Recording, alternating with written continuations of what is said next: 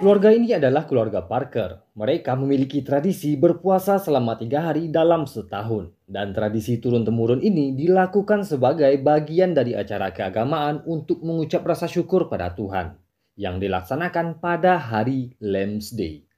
3 hari sebelum Lamb's Day diadakan, mereka hanya diizinkan minum. Dan tepat pada hari hanya, mereka akan menyerahkan sebuah persembahan, yaitu seorang wanita yang dimasak dan dimakan bersama-sama.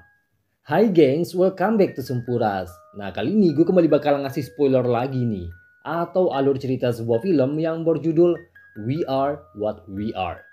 Film ini mengangkat kisah sebuah keluarga yang memiliki tradisi turun-temurun yang benar-benar aneh. So, tanpa berlama-lama mending kita tonton aja yuk. Let's check it out. Film ini diawali dengan seorang wanita yang bernama Emma Parker.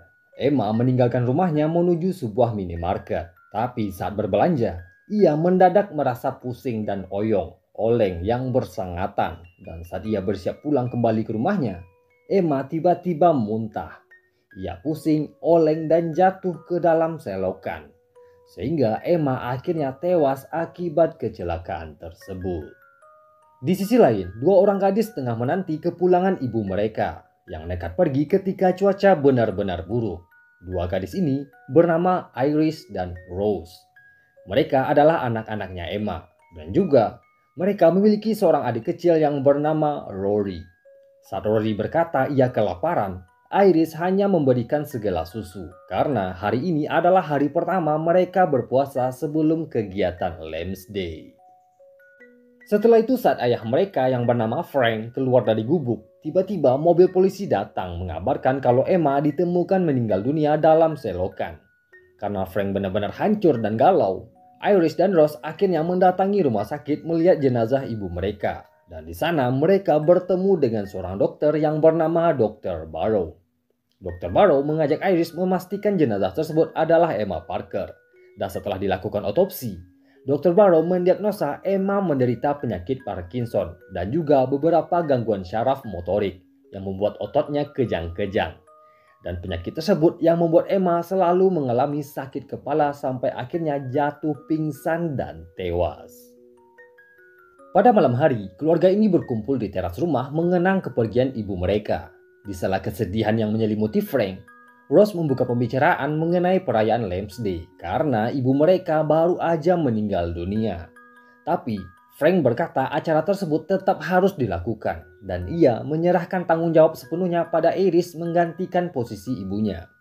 Iris yang akan mengatur semua persiapan ritual dan memasak korban persembahan. Setelah memerintahkan semua tugas itu pada anak-anaknya, Frank berkendara seorang diri. Ia berjalan berkeliling mencari target persembahan. Dan ia tak sengaja melihat seorang wanita di pinggir jalan sedang mengganti ban mobilnya. Dan lengkaplah sudah, wanita tersebut akhirnya diculik oleh Frank.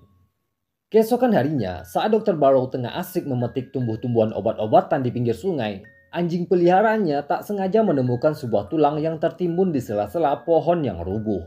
Karena Dr. Barrow adalah seorang ahli forensik, ia menduga potongan tulang tersebut adalah tulang manusia. Di sisi lain, sepasang suami istri melapor pada polisi kalau putri mereka semalaman belum pulang. Otomatis mereka cemas anak mereka diculik karena sebelumnya di kota tersebut telah beberapa kali terjadi kasus orang hilang yang belum ditemukan. Termasuk anaknya Dr. Barrow. Karena si ibu menangis sejadi-jadinya, pamflet orang hilang pun akhirnya diterbitkan. Setelah itu, karena putrinya telah lebih dari setahun hilang, Dr. Barrow mulai menyelidiki tulang manusia yang ia temukan tadi. Karena nggak wajar tulang manusia kok ditimbun di pinggir sungai. Dr. Barrow akhirnya menghubungi seorang polisi yang bernama Bob. Polisi ini menganggap tulang tersebut terbawa arus banjir alias sebuah kuburan yang hanyut terbawa arus banjir. Tapi Dr. Barrow yakin tulang tersebut ada hubungannya dengan putrinya yang belum ditemukan. Sehingga ia bersikeras agar tulang tersebut dites di laboratorium. Setelah Emma dimakamkan, Iris dan Rose mulai membereskan barang-barang ibu mereka. Di tengah momen mengharukan itu, Rose mengajak kakaknya kabur dan tak melakukan tradisi Lamb's Day lagi. Ya, secara tak langsung mereka tak bersedia melanjutkan tradisi tersebut. Tapi karena tak ada pilihan lain, Iris hanya berkata lakukan saja yang ini dulu. Untuk kedepannya baru kita pikirkan.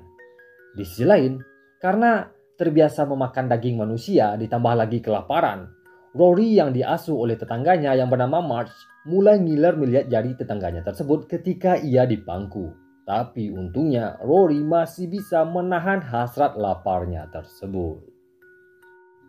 Pada malam hari, seseorang mengetuk pintu rumah keluarga Parker ini. Dan ketika dibuka, yang datang adalah seorang polisi muda yang bernama Anders. Anders adalah teman masa kecilnya Iris. Ia datang untuk menanyakan tentang informasi gadis yang baru saja dilaporkan hilang. Mendengar pertanyaan tersebut, Iris agak sedikit gugup. Tapi untungnya ia masih bisa menutupinya. Karena mereka telah lama gak ketemu dan Iris yang telah tumbuh menjadi gadis yang cantik, Anders pun jadi tertarik dan ia mengajak Iris untuk ngedate.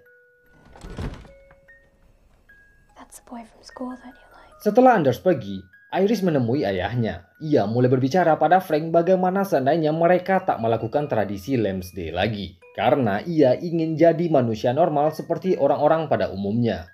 Tapi Frank berusaha meyakinkan Iris kalau mereka akan dikutuk oleh Tuhan kalau tak memberi persembahan. Mereka satu persatu akan terserang penyakit dan perlahan-lahan akan mati. Setelah mendengar jawaban dari ayahnya, Iris pun akhirnya agak sedikit tenang. Keesokan harinya, Dr. Barrow mendatangi sebuah kafe dan di sana ia bertemu dengan Anders. Dr. Barrow langsung menunjukkan tulang yang ia temukan beserta beberapa berkas kasus orang hilang yang belum terungkap. Dan ia meminta Anders menyelidiki tulang yang ia temukan tersebut. Tapi karena Anders masih berpangkat rendah, ia tak punya wewenang untuk melakukan penyelidikan. Sehingga untuk menenangkan Dr. Barrow, Anders meminta dokter tersebut mengantarkannya besok ke tempat tulang tersebut ditemukan. Di sisi lain, Iris mendadak berlari ke rumah tetangganya yang bernama Marge. Dan ternyata Rory terkena demam tinggi. Untungnya setelah diperiksa, Rory hanya terkena demam biasa. Untuk mengobati demamnya, Marge meminta Iris mengambil aspirin. Dan saat Iris pergi, tiba-tiba Rory menggenggam tangannya Marge, mengulum jempolnya lalu menggigit tangannya si Marge dan berkata, "Aku lapar." Ow! I'm hungry. Mendengar teriakan Marge, Frank pun datang dan berkata kalau keluarganya tak pernah sakit dan mustahil untuk sakit. Sehingga ia pun akhirnya menyuruh Marge pergi. Setelah Marge pergi, Frank langsung terkulai lemas dengan hidung yang berdarah. Ketika Iris datang untuk membantunya, Frank langsung berkata Tuhan telah memberi pertanda dan inilah saatnya. Setelah itu Iris dan Rose langsung mendatangi gudang bawah tanah menggunakan pakaian tukang jagal. Mereka berdua mulai menarik rantai yang mengikat target persembahan yang bersembunyi di bawah kursi. Karena wanita tersebut melawan, Iris akhirnya mengeksekusi wanita tersebut dengan sebuah pukulan tepat di kepala.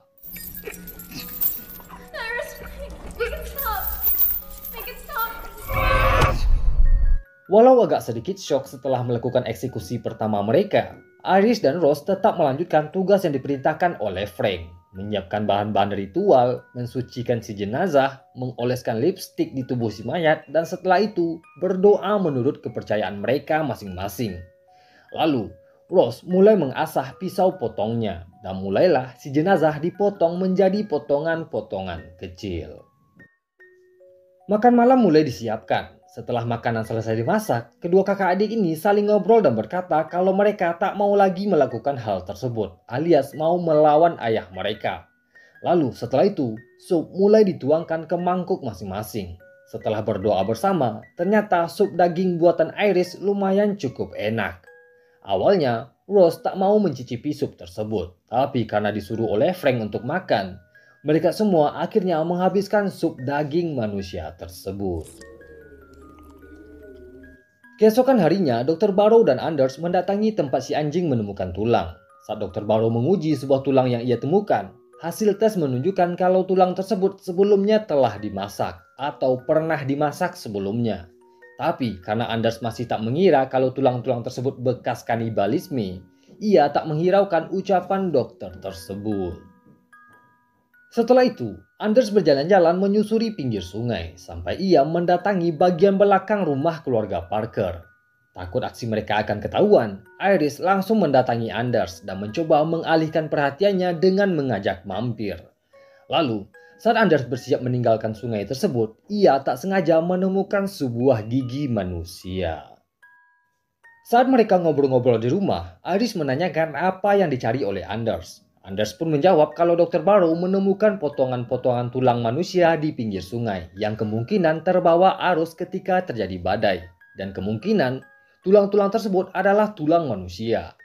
Mendengar cerita tersebut, wajah Iris seketika berubah jadi panik. Tapi ia masih berpura-pura kalau di sekitar sungai sering ditemukan tulang-tulang binatang. Setelah itu Iris pergi meninggalkan Anders ke kamar untuk mengambil kaos kaki pengganti karena kaos kakinya Anders basah. Saat ia kembali memberikan kaos kaki, Anders menunjukkan gigi yang ia temukan. Melihat gigi tersebut, Iris berkata kalau ia dulu sering menemukan tulang-tulang di sebuah tempat yang tak jauh dari rumah mereka. Dan Iris mengajak Anders pergi ke sana. Setelah mereka berdua pergi, Frank keluar dari kamar membuntuti mereka. Saat sampai di tempat yang dituju, Anders dan Iris mulai mengenang masa kecil mereka. Ya, mereka berdua main kuda-kudaan. Saat Anders keenakan menggoyang Iris, tiba-tiba Frank datang. Dan ia langsung menusuk Anders dengan sebuah skop.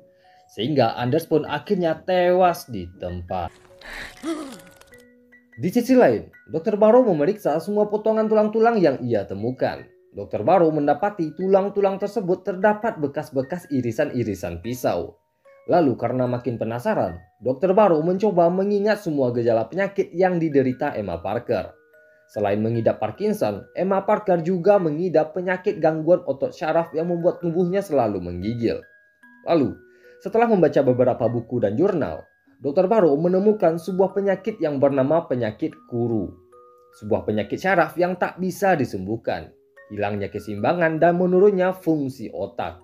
Dan penyakit tersebut ditemukan pada abad pertengahan. Penyebabnya adalah kanibalisme, karena terlalu sering mengkonsumsi otak manusia. Setelah membaca semua jurnal tersebut, Dr. Barrow makin curiga dengan keluarga Parker. Pada malam hari, Iris menangis curhat sejadi-jadinya pada Rose. Mereka berdua berjanji akan kabur meninggalkan tempat tersebut sembari memasangkan jepit rambut milik ibu mereka untuk menenangkan Iris.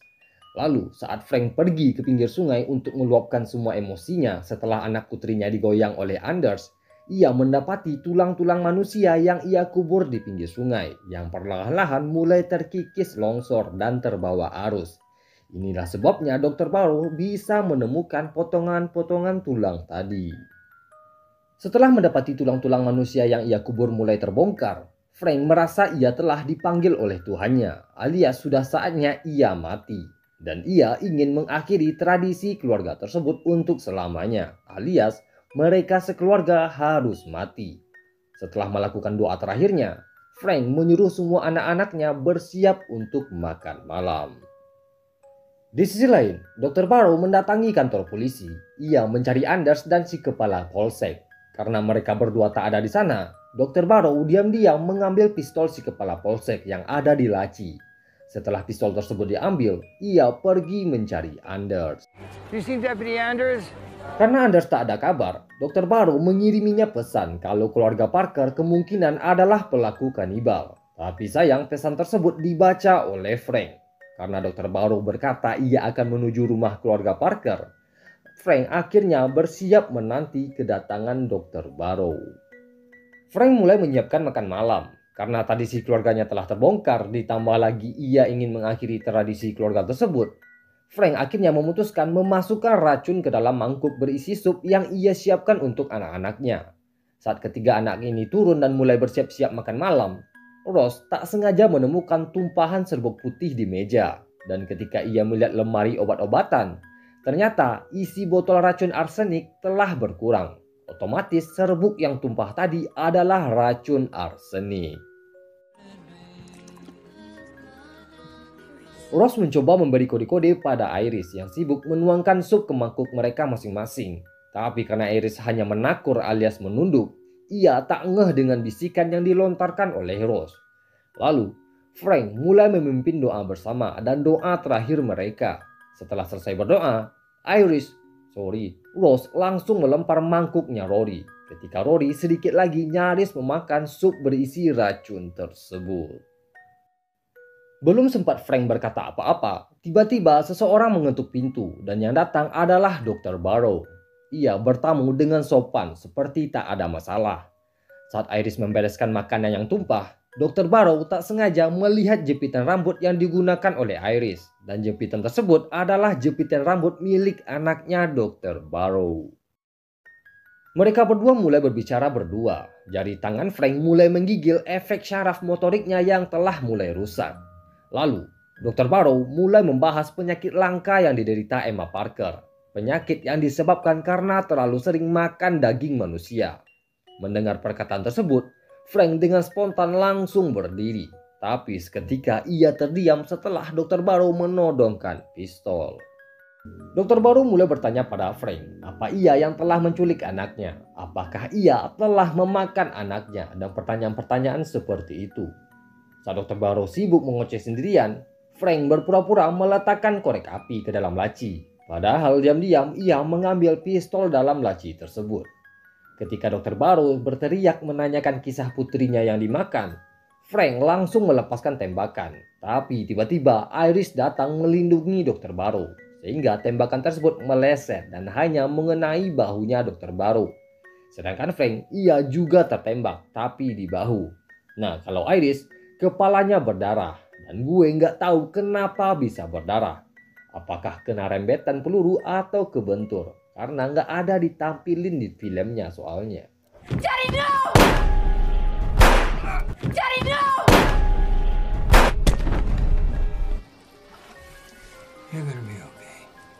Frank akhirnya pingsan setelah kepalanya terbentur ke meja. Saat Dr. Barrow membantu menenangkan Iris yang puyeng, tiba-tiba Frank datang dari belakang dan langsung memukul kepala Dr. Barrow dengan teflon. Sehingga ia pun jatuh pingsan. Rose dan Rory langsung kabur ke rumah Marge. Melihat dua anaknya kabur, Frank langsung mendatangi rumahnya Marge. Sehingga Marge pun akhirnya tewas setelah disayat lehernya oleh Frank. Rory dan Rose kembali dibawa ke rumah mereka. Mereka berempat kembali berkumpul di meja makan untuk melakukan upacara adat terakhir sebelum memakan sup berisi racun tadi. Saat Frank ingin memberikan kecupan terakhirnya pada Rose, Rose langsung menggigiti lehernya Frank, mengunyah potongan leher tersebut lalu menelannya. Karena Rose telah memulai duluan, Iris akhirnya juga ikut menggigiti ayahnya. Menggigit tangannya Frank dan menelan potongan daging ayahnya sendiri. Dan mereka berdua akhirnya menikmati setiap bagian tubuh Frank yang mereka gigit.